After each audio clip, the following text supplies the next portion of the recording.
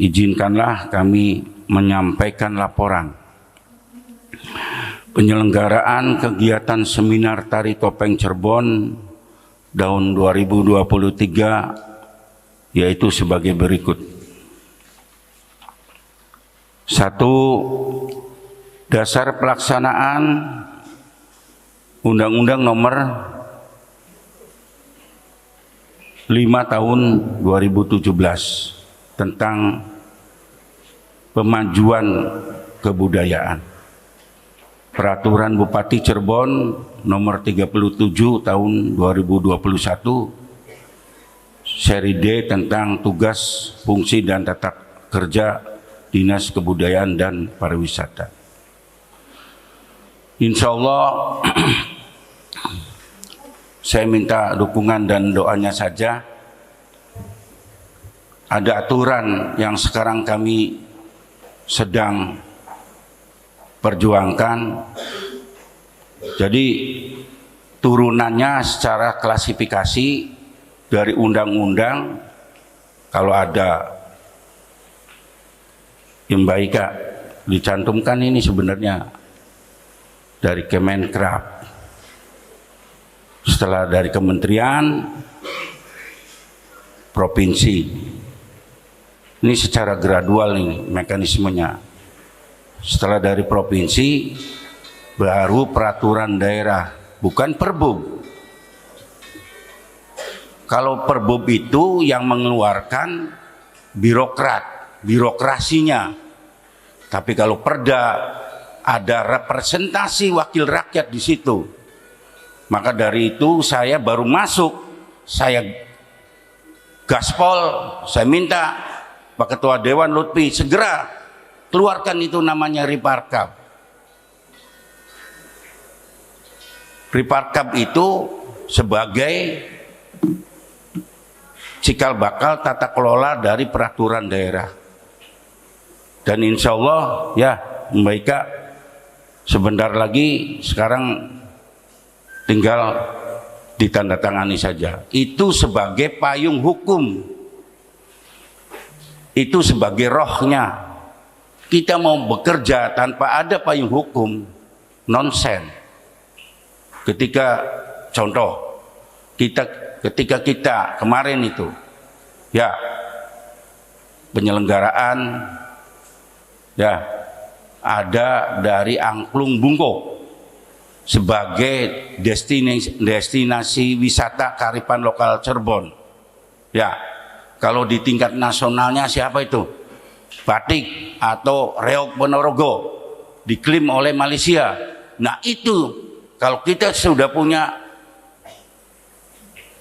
dasar hukum dan tidak bisa akan diklaim oleh negara lain atau daerah lain. Justru itu peraturan daerah itu penting, karena antara peraturan daerah dengan keputusan bupati itu beda. Kalau peraturan daerah itu dua atur, wakil rakyat, DPRD dengan birokrat, itu baru peraturan daerah. Punten bukan saya menggurui, tapi saya bidangnya. Mbak Nani yang masih cantik ya. Insya Allah harapan saya, kami berharap sebagai Dinas Kebudayaan Pariwisata ada Mbak Nani di kecamatan lain. Apa maksudnya? Coba kita lihat, seringkali kita berkunjung ke Bali. Memang Bali nggak ada duanya. Tidak hanya seninya, tapi dibarengi dengan kearifan lokal dari Balinya itu sendiri. Jadi kuat. Nah kalau bisa, saya berharap banyak untuk RKADP anggaran kita yang akan datang. Di setiap kecamatan tidak hanya apa itu namanya yang sekarang kita laksanakan. Selawat kecamatan bersalawat ya. Kalau bisa tari topeng bersalawat, tepuk tangan dulu. Kalau bisa tari topeng juga ada. Desa juga banyak duitnya itu. Di ADD dengan di DD itu ada. Dan kearifan lokal ada.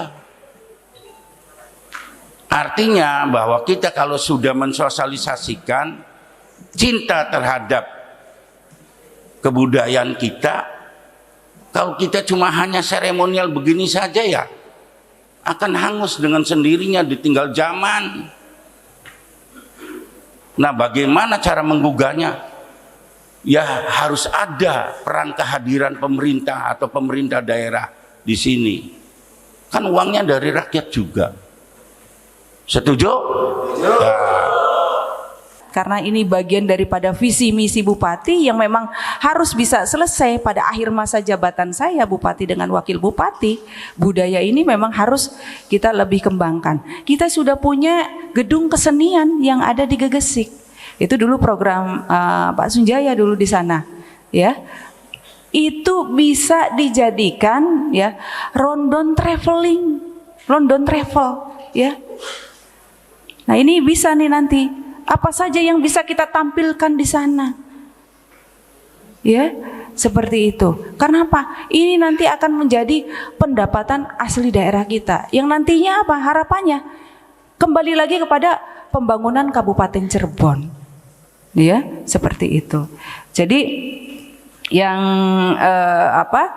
kita harapkan visi misi berbudaya, sejahtera, aman, maju, agamis ini supaya semuanya bisa tercapai, ya, seperti itu. Yang kita harapkan juga bahwa kebudayaan ini kita yang memang kita Pak Bupati juga mengeluarkan SK terkait juga dengan desa wisata, ya, dengan budayanya juga. Ini memang harus kita support juga, kita bangkitkan supaya budaya-budaya yang ada di Kabupaten Cirebon ini lebih dikenal lagi, ya. Kalau kita bagaimana mengenalkan budaya-budaya kita? Ya harus kitanya dulu sesungguhnya. Ya, bisa meramaikan. Kalau tidak kitanya dulu yang meramaikan, tidak mungkin dari wilayah lain meramaikan, ya. Jadi ketika ada momen-momen kita sudah sistem digitalisasi, kemana-mana kita bawa HP, ya, sudah bisa difoto, divideokan. Ini yang kita bisa share kepada saudara kita yang memang notabene-nya bukan orang Cirebon, ya. Kalau ini kita share, wah, ini akan cepat menyebar dan tahu bahwa kebudayaan Cirebon seperti ini. Agar apa? Bisa hadir. Sesungguhnya kita diuntungkan, Kabupaten Cirebon ini lebih diuntungkan dengan ada akses jalan tol Cipali. Kita ini kalau tidak salah punya 8 pintu, ya, kalau nggak salah 5 gate pintu keluar. Majalengka, Indramayu tidak, ya. Jadi ini yang bisa kita manfaatkan, ya. Nanti bisa teman-teman seni dan guru-guru dan Mbak Nani barangkali bisa diciptakan, ya kan, kayak Mapaksri, ya. Kita tidak membeda-bedakan antara, misalnya kita sudah jelas NKRI, ya, Negara Kesatuan, tapi alangkah ininya juga ketika Mapaksri ya memang benar-benar kebudayaan dari Cirebon, ya, seperti itu. Atau apapun, misalnya Mapaksri itu rasa syukur, ya, rasa syukur dari hasil panen kita yang merupakan adat istiadat kita. Nah, lengseran begitu juga, ya, tari-tari lengseran seperti itu, ya, kalau bisa diciptakan lah, ya. Kemarin waktu acara saya di Kanoman itu ditampilkan tari menerima tamu-tamu agung. Nah, barangkali Mbak Nani bisa ciptakan tari-tari yang dengan teman-teman pelaku seni, ya, yang memang bisa membuat atau bisa menghadirkan para wisatawan yang ada di luar Cirebon, ya, baik nasional maupun internasional. Melalui seminar ini saya berharap tari topeng Cirebon lebih dikenal lagi, dan kalau tari topeng ini sudah ke tingkat internasional ya Mbak ya. Sudah kemana aja Mbak? 20 negara? 23 negara? Sudah 23 negara ya. Jadi memang sudah kelasnya kelas dunia gitu. Jadi lebih ditingkatkan lagi dan lebih dikenalkan lagi kepada anak-anak kita.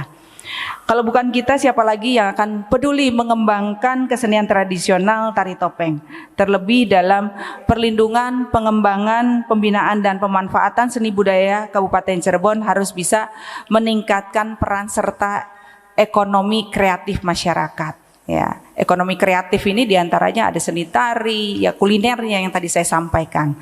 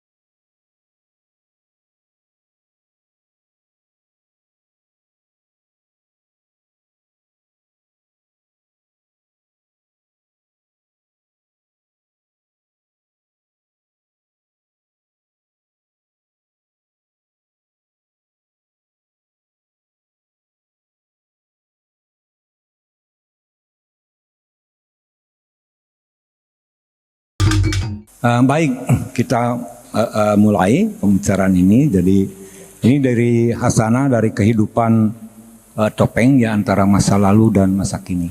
Sekali lagi masa lalu itu fasenya atau fase-fasenya, dekadenya itu bisa kita bagi ya, sebab fase tahun 70-an gitu ya.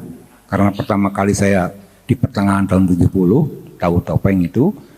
80 sebenarnya itu lain kehidupannya itu. Nah, saya ingin mulai dari konotasi kata topeng di Cirebon karena unik. Waktu saya ke Losari mau ketemu Mitri, turun di pertigaan Losari itu, kemudian saya panggil tukang beca, Mang, saya antar ke Mimi Sawitri. Wah, topeng ya Pak? Topeng nyebutnya, topengnya Pak? Iya, saya bilang iya aja. Belum tahu arti topeng itu. Karena yang saya tahu, kamus gitu ya. Topeng itu penutup muka. Mewitri kan bukan penutup muka. Gitu ya. Nah, apa bilang topeng gitu ya. Nah, jadi ternyata, selain artinya yang ngamus itu, yang ada di kamus itu, di Cirebon itu topeng itu juga punya konotasi yang lain. Topeng itu penari. Nah justru kata tari di Cirebon itu nggak ada. Itu nggak lazim nyebut tari topeng Cirebon. Cukup topeng Cirebon. Itu. Nah karena di Indonesia kan, jadi ya nggak lengkap kalau tidak pakai kata tari. Seperti yang barusan kita lihat, masing-masing gaya itu punya keunikan tersendiri, punya perbedaan yang kadang-kadang jauh tapi kadang-kadang dekat. Jadi antara persamaan dan perbedaan itu di tiap gaya topeng itu selalu kita temukan. Topeng juga sebutan untuk seseorang yang bukan dirinya ketika di panggung itu. Jadi misalnya dalam topeng Banjet, kalau seseorang memerankan sesuatu, itulah topengnya. Di Sukabumi juga begitu. Di dalam pertunjukan Jipeng, Tanji dan topeng itu, ternyata yang disebut topeng itu adalah pemeran yang namanya Toto Amsar, itu jadi si Anu. Itu topeng, nggak pakai kedok sama sekali. Gitu. Jadi baru saya mengerti apa yang mereka sebutkan sebagai topeng. Nah ini penting mungkin untuk untuk sebagai pemahaman awal mengenai topeng.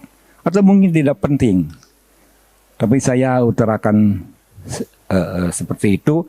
Dan ini ada sebaris sajak Mojedong ya. Ketika ayam berkokok maka berubahlah dunia. Ini hubungannya dengan kedok, dengan topeng. Ketika penari memakai kedok maka berubahlah ia. Jadi ketika Nani menari, Waryo menari, maka hilanglah waryonya ketika memakai kedok. Jadilah Jinggananom, jadilah Klana, jadilah Panji, dan seterusnya. Dan kita melupakan naninya. Nah, ia bukan saja mengubah dirinya menjadi bukan dirinya, tetapi menjadi siapapun. Itu intinya. Tapi keduanya hampir tidak mempunyai batas pemisah, gitu ya. Satu untuk berdua untuk satu. Jadi antara Nani dan Klana itu menyatu. Nah oleh sebab itu Bapak-Bapak dan Ibu-Ibu, ketika penari itu mau masuk ngerasuk, mau mulai pakai kedok, ngerasuk itu apa ya Nan? Ya mau pakai kedok. Kenapa? Rendon. Jadi ngerendon. Ya. Kita sering melihat si penari itu menatap dulu kedok. Kedok itu sebelum dipakai dipandang dulu. Gitu ya. Nanti kita lihat ada video itu. Nah, anak-anak Losari itu selalu begitu. Jadi sebelum kedok dipakai, dia pandang dulu. Nah, nggak tahu apa yang dia bacakan di dalam hatinya. Tapi seolah-olah dia berkata pada kedok itu, aku dadi isun, isun dadi kula. Jadi kula dadi isun, isun dadi kula. Rep sumer mating maring jiwaraga kula. Seperti dialognya seperti itu. Jadi saya akan jadi kamu. Ke kedok Klana, ke kedok Pamindo, ke kedok apapun. Dan kamu akan jadi saya. Nah, itu kita lihat juga di pakemnya Mimi Rasina, gitu ya. Pakemnya pada umumnya begitu, ya. Dan ya ada jampinya khusus itu untuk ngibing topeng itu.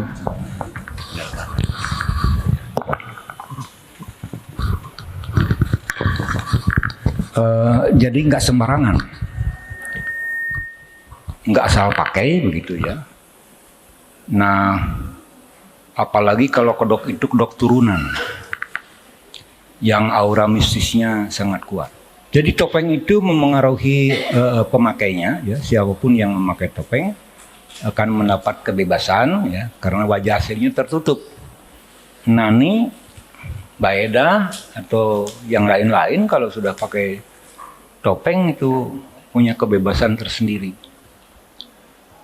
Tapi untuk bisa itu lama belajarnya.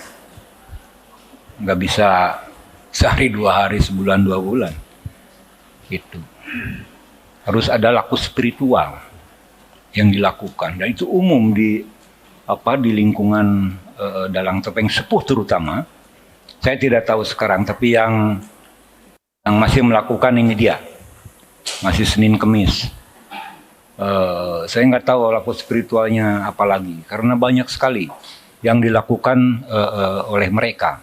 Ada kum, berendam di kali. Itu selama paling tidak 3 hari dan 7 hari. Jangan sampai ketahuan sama orang.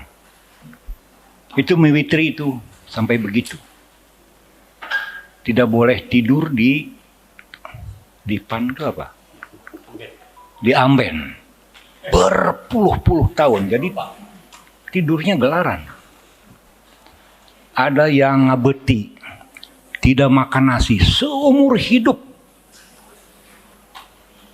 Itu Mama Taham di Indramayu. Dan diteruskan sama Suparma sekarang. Tidak makan nasi. Yang ngabeti itu makan umbi-umbian makannya. Dan banyak lagi laku spiritual yang mereka lakukan. Nah, ini bukan semata-mata sebagai laku spiritual itu, tapi ini berfungsi untuk membersihkan dirinya dari ego yang ada di dalam dirinya. Sebab ini juga ada hubungannya dengan teori iluminasi, teori pencahayaan. Jadi dalang topeng itu, kenapa kalau sudah di panggung itu dianggap orang sakti, seperti dukun, gitu ya. Nah, karena dalang topeng, nggak saya terangkan dalang topengnya. Sekalinya balik lagi. Jadi dalang topeng itu penari topeng, Pak. Dalang sintren itu aneh juga kan? Dalang sintren, dalang berokan, dalang topeng, dalang wayang gitu. Dalang sandiwara gitu. Ya. Gitu. Jadi apa ya, Kang Uk, apa ya dalangku artinya apa? Dalang berokan seniman, pemimpin, bukan seniman. Ya unik juga gitu. Multi. Nah, jadi dia seolah-olah minta ke yang satu, ke yang atas. Apapun yang dipertuhankannya oleh dia. Nah, kebetulan mereka Islam kan semua. Supaya menurunkan berkah ke dirinya. Dan cahaya yang dari atas itu hanya akan masuk ke dalam diri orang-orang yang bersih. Dan ketika yang cahaya di atas masuk ke dalam dirinya, maka cahaya itu akan tersebar. Kalau dipertunjukkan akan berkah, jadi berkah kepada penanggapnya yang punya hajat, berkah bagi penonton, berkah bagi pedagang, berkah bagi tanah, bagi angin, bagi tumbuh-tumbuhan. Ya. Dan kenapa seperti itu? Kenapa berkah jadi tanah, ke tanah?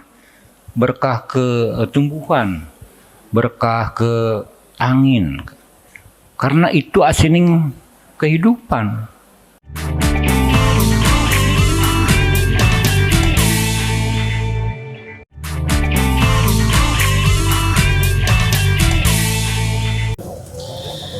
Kalau secara pribadi, saya berterima kasih sebelumnya karena saya dan anak-anak saya diberikan ruang di sini untuk diapresiasi, bukan hanya oleh ibu-ibu dan bapak-bapak di sini, juga adik-adik, anak saya kedua sebenarnya. Tetapi yang paling terpenting adalah ketika anak-anak saya diapresiasi oleh orang tua saya sendiri, yaitu Pak Tua Aksar. Karena beliau sudah lama sekali tidak melihat topeng Losari di era sekarang. Terakhir beliau melihat topeng Losari itu pada saat pementasan di Taman Budaya, Pak. Itu terakhir kali, tapi saya sering kali melihat jejak karir beliau, sering datang ke Cirebon sebagai juri tari topeng Cirebon. Saya pribadi sebenarnya bingung ketika diminta secara teks bahwa ini saya minta materi ya teksnya. Secara pengalaman kan tidak bisa tekstual, karena pengalaman itu kan lebih ke pengalaman spiritual, pengalaman kita sebagai penari topeng, pengalaman kita sebagai pelaku seni gitu. Kalau secara tekstual itu rasanya kalau dituliskan itu terlalu baku, terlalu drama. Pengalaman saya kan pengalaman bagaimana saya menjadi seorang generasi yang memang harus teguh berjalan sebagai keturunan yang tidak boleh berpikir masalah untung dan rugi. Mungkin Popon ya salah satu orang yang sangat tahu bagaimana perjalanan saya mengenalkan Topeng Losari dari satu daerah ke daerah lain tanpa kontribusi dari pemerintah. Itu murni menggunakan uang saya pribadi. Baru kemarin nebus pegadaian sampai 60 juta oleh suami saya yang baru. Jadi suami saya yang baru itu dibebankan untuk membayar hutang-hutang saya. Demi apa? Demi Topeng Losari. Demi membantu orang lain, demi membantu teman-teman saya di lain daerah di luar Cirebon. Itu bentuk spiritual pengalaman saya sebagai penari topeng atau dalang topeng yang diamanati dulu oleh nenek saya bahwa tanamlah banyak kebaikan di tempat di mana kamu berada, maka kamu akan menerima banyak kebaikan, bukan hanya doa baik, tetapi berkah sepanjang seumur hidup kamu. Seperti itu. Jadi yang saya pelajari dari amanat dan nenek-nenek saya, generasi sebelum saya, itu bukan hanya tentang skill menari, tetapi bagaimana saya bisa belajar hidup tentang pemahaman saya tentang hidup, tentang kehidupan, bahwa hidup itu tidak mencari apa-apa selain mencari kebaikan.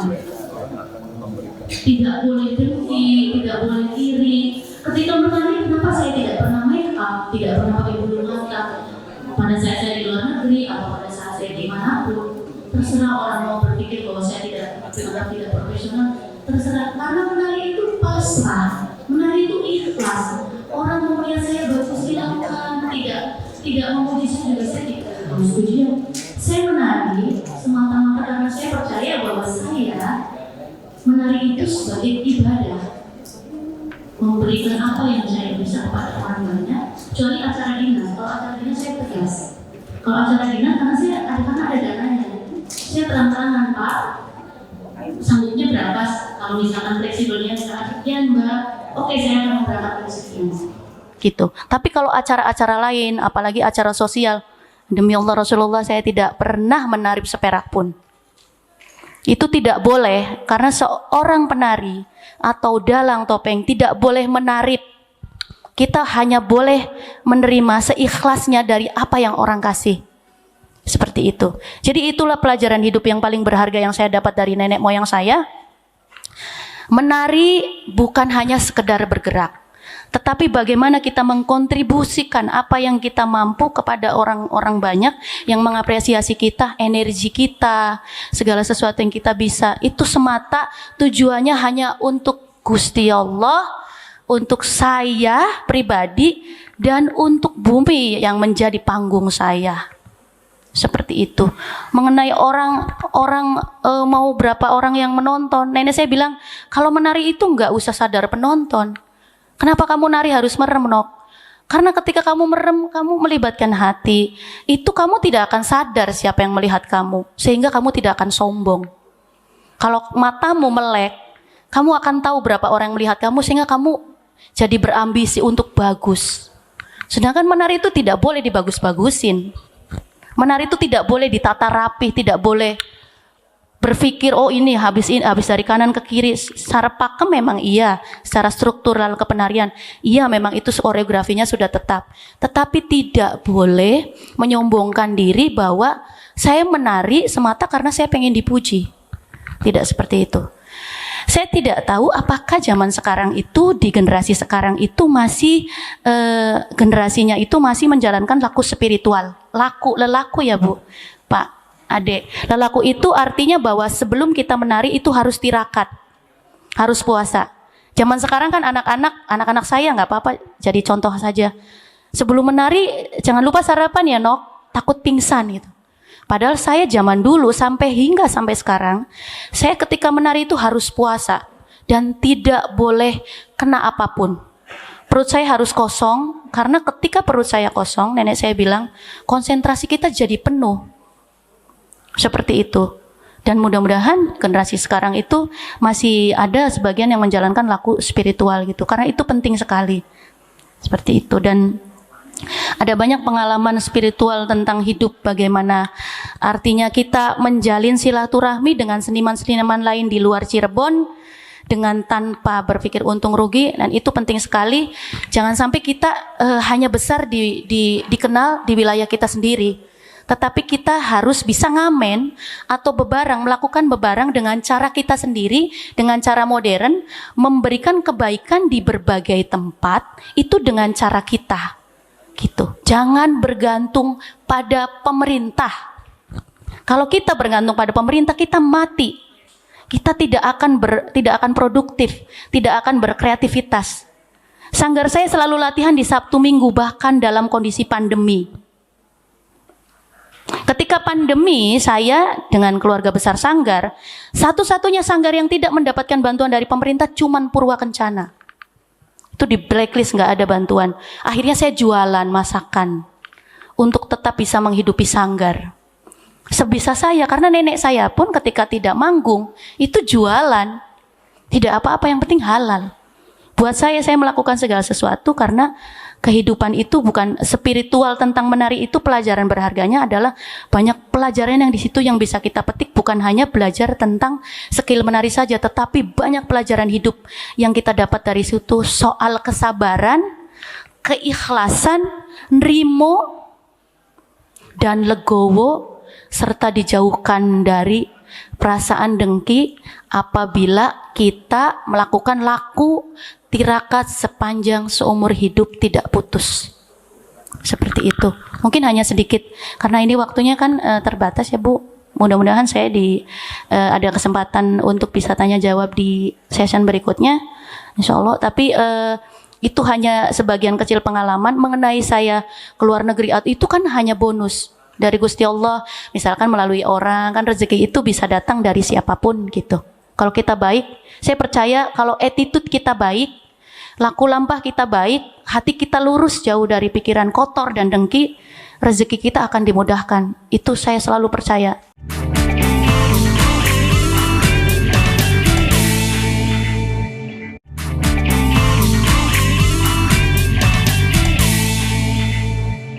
Yang pertanyaan pertama, saya kalau di lapangan ini Mas, saya selalu ketendang sama seniman awam. Pertama, ada satu kultus mengatakan bahwa topeng itu dari Cirebon, Pak. Justru pertanyaan ini yang bikin booming teman-teman yang di lapangan, Pak, khususnya para sesepuh. Ente Kang Sabendinan Kabupaten Cirebon sebagai pengurus bisa jawab secara tegas tidak? Topeng itu aslinya Cirebon apa Jenggala? Ini pertanyaan yang pertama, Pak. Kemudian yang kedua, Pak Toto, juga ada pertanyaan yang amat mendasar bagi kami sehingga kami pun susah untuk menjawabnya. Kalau boleh, seniman itu indah katanya Pak. Seniman itu butuh penampilan yang bagus. Salut sama Losari. Bagaimanapun dia mengekspresikan dengan bagaimana caranya, apakah berpuasa dulu, yang penting hasilnya maksimal kan gitu Pak. Nah pertanyaan yang kedua ini yang sering ditawarkan oleh teman-teman, boleh tidak kalau topeng untuk mencari ketegasan bunyi suara itu kendangnya bukan pakai kendang tengdet Pak. Kendang tengdet itu posisi kendang itu kan harus di hadapan, tapi pakai kendang manual Pak. Ya. Kendang belang Pak, supaya perolehan suaranya nih Pak. Jadi kayak pak bang, itu dapatnya bukan pang bang begitu loh Pak. Pertanyaan saya Kang Waryo, ini atas dasar apa busana tari topeng ya seperti sekarang celana pakai merah, samba pakai kuning, panjinya pakai itu sejak kapan ditetapkan? Nah dari dulunya itu ketika topeng dilahirkan, sayang sekali waktunya beliau sangat terbatas. Ya. Saya pengen ada itu apa membuka itu Pak, tari topeng ya. Itu busananya Pak ya. Apakah dulu ketika topeng diciptakan kan belum ada saten, belum ada kain-kain lain, itu seperti apa? Barangkali ada apa buku-buku yang mendukung untuk apa tentang busana juga. Yang kedua tadi di paparan Kang Toto di situ ada di poin keempat di akhir tadi di kesimpulan beliau ada 4 yang ada berapa banyak, yang keempatnya saling tiru ya. Nah, jadi saya ingat ke Undang-Undang Hak Cipta ya. Saya sebagai pencipta lagu itu ada aturan, Kang Waryo ya. Kalau mencipta lagu iramanya, notasinya 7 bar sama plagiat. Nah, di tarian Mbak Nani, barangkali Kang Toto juga, barangkali kan tadi ada saling tiru gerakan-gerakan, apakah di tari juga kalau ada gerakan yang lebih, misalkan 7 gerak, juga termasuk plagiat? Di dalam literasi topeng itu diyakini bahwa topeng Cirebon itu berasal dari Jawa. Majapahit memang Majapahit pertama. Nah kemudian karena orang Jawa itu udah kadung menggemari wayang dan topeng gitu ya, dan pertunjukannya itu di berbagai inisiasi, berbagai kepentingan ritual di zamannya. Nah kemudian Sunan Kali itu membawa topeng itu ke Cirebon. Nah bedanya yang di Jawa dan di Cirebon, Jawa Timur Tengah itu yang di Jawa Timur dan Jawa Tengah, terutama Jawa Timur, itu lebih berkembang ceritanya. Jadi topeng lakonnya, ceritanya Panji itu kan cerita Hindu, berkaitan dengan Hindu. Nah bedanya dengan Cirebon ketika dibawa oleh Sunan Kali, itu dicipta kembali. Nah yang berkembang di sini itu, di kita itu, bukan ceritanya, tapi jogetnya, tariannya. Oleh sebab itu topeng Cirebon itu backgroundnya tetap Panji. Nah cuma bukan menggambarkan tokoh-tokoh Panji, Pak. Jadi background Panji, tapi tidak menggambarkan tokoh Panji, dan nama-nama tokoh yang ada di dalam topeng itu hanya dipinjam untuk mengungkapkan karakter kita, gitu ya, untuk mengungkapkan nafsu kita, untuk mengungkapkan tingkatan hidup kita. Jadi topeng Panji itu bukan tokoh Panji. Nah oleh sebab itu para dalang topeng itu punya tafsir terhadap Panji itu. Panji itu kan asal katanya dari Siji katanya. Ya, Siji. Makanya kalau dengan yang Siji itu kan yang atas. Harusnya Wiji. Gitu. Jadi bukan menunjuk ke cerita Panji, karena di Cirebon itu cerita Panji hanya dilakonkan itu di Losari atau di wayang sepak. Tidak terlalu hidup gitu ya, beda dengan di Jawa. Nah kemudian data korporal mengenai bagaimana Sunan Kali menciptakan itu sulit kita temukan, nggak ada fotonya satupun kan. Tiba-tiba ya yang disebut topeng Cirebon itu seperti ini, dan semua dalang sepuh meyakini bahwa ini ciptaan Sunan Kali. Itu bahkan para dalang sepuh itu sering mengaitkan gennya itu ke Sunan Panggung. Nah kita temukan Sunan Kali dan Sunan Panggung itu di dalam konteks kehidupan dalang topeng itu sangat penting ya, karena doanya kedua itu di dalam doa nopeng itu diantaranya Sunan Kali dan Sunan Panggung itu selalu disebut gitu. Nah jadi Sunan Kali mewariskan keahliannya itu ke Sunan Panggung, dan Sunan Panggung itulah yang mengislamkan kita. Ini agak bingung Pak kalau untuk mencari kesepakatan ya, kendang drugdag yang dipentung itu diganti dengan kendang ini, nggak tahu orang topeng bisa jadi protes gitu ya. Karena beda Pak, jadi bukan soal suara itu bukan itu. Sekarang udah canggih kan, suara itu bisa dianu sama sound system. Begitu ya. Jadi untuk supaya suaranya jelas itu ya bukan diganti cara main kendangnya. Sebab main kendang yang itu di Temenggung malah dipakainya. Gitu. Iya, kenang dumplak itu. Kalau diganti semua itu ya pengendangnya juga harus belajar lagi gitu ya, karena beda pakemnya gitu, beda suaranya, jadi beda tradisinya. Aku nggak setuju lah kalau diganti sama kendang keplak gitu, karena lain sekali nuansanya gitu ya, iramanya, kemudian ya bunyinya juga. Jadi kalau untuk nyari kesepakatan itu ya rumit Pak. Gitu ya, saya sarankan ke dalang-dalang topengnya jangan sepakat. Jangan sepakat. Nolak, jangan sepakat diganti sama kendang keplak itu. Wis kendang drugdang aja, kendang pentung. Gitu. Dan variasi bunyinya juga beda gitu kan. Jangan ikut-ikut jaipong lah. Nah, terus soal ini, soal yang tadi yang disampaikan oleh Kang Uk itu soal saling memberi, saling tiru gitu ya. Nah, bukan berarti meniru satu tarian, Pak. Gitu. Nah, tari Sunda itu, di dalam tari Sunda, Pak, sebelum Pak Cece belajar tari Jawa, itu nggak ada ukal yang kayak begini di dalam tari Sunda itu.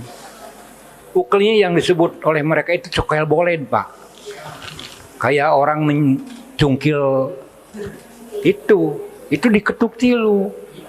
Belajarlah Pak Cece, belajar tari Jawa ke sana, ke Jogja.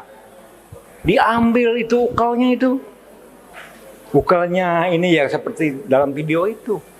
Nggak ada tari Sunda dulu gitu. Ya, di Tayub juga misalnya. Jadi yang saya maksud bahwa di dalam kesenian saling tiru itu bukan meniru satu tariannya. Kalau itu ya. Tapi kalaupun diambil, tarian kita diambil, nggak ribut kita, nggak seperti musik mungkin, ya. Tapi kalau itu diaku sama dia, misalnya saya bikin tarian jaipongan, ditarikan oleh nggak apa-apa, malah senang gitu ya. Tapi kalau itu diakui sebagai karya dia, nah baru itu plagiat. Jadi saling tiru itu bukan seluruhnya, tapi ininya, gitu ya. Gerak-gerak yang kecilnya, gitu di dalam.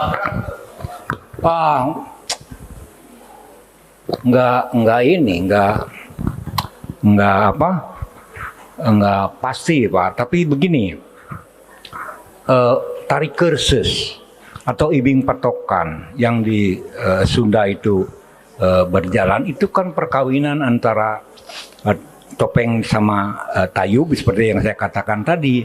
Itu kan struktur koreografinya itu persis meniru topeng Cirebon. Bagian dodoan, unggah tengah, terus dadar. Nah di tari kursus diganti nama dodoan itu. Jadi lenyepan itu ya kering dua, kering tilu atau ngelana, malah disebutnya juga ngelana, gitu ya. Itu yang dimaksud saling tiru, saling beri, saling pinjem gitu. Tradisi itu selalu berkembang sesuai dengan zamannya. Tapi persoalan kostum kenapa jadi bermacam-macam di dalam topeng itu mulai tahun 76-an, 75-76 atas kekuasaan penilik kebudayaan dulu. Zaman Dikbud kan ada penilik kebudayaan. Itulah yang berkuasa pada waktu itu. Itulah yang menyuruh Pemindo itu harus kuning, gitu ya. Iya, itu hanya tafsir mereka. Nah, di dalam topeng itu kan nggak pernah ganti kostum. Kalau dia punyanya hitam selesainya hitam. Ya mau kapan gantinya? Ya, karena tariannya beruntun gitu. Kalau punyanya merah ya merah. Begitu. Nah, sekarang muncul perkembangan, muncul tafsir baru. Panji itu ada yang mengharuskan putih. Kalau tidak putih dimarahin. Bukan bajunya, sekalian aja tapinya pakai boeh. Ya, kalau mau putih semua. Nah, itu tafsir yang bukan salah ya, tapi nggak tanggung jawab lah. Yang harus putih itu bukan bajunya. Apa? Ini. Yang harus putih bersih itu ininya, dalamnya, dalam yang narinya.